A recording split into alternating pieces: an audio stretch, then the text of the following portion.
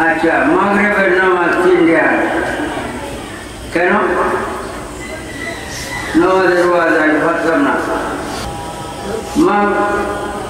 ফজরের নামাজ 2 রাকাত কেন?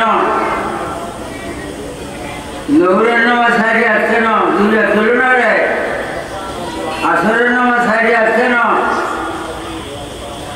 মাগরিবের নামাজ 3 রাকাত কেন?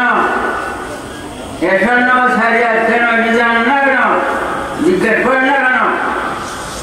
একটা কথাই আমি বলবো, মাগরিবের নামাজ হযরত ইউনূস আলাইহিস সালামের মাছ রেখাই আছে, বড় মাছ রেখাই আছে। ইউনূস আলাইহিস সালাম পয়গম্বর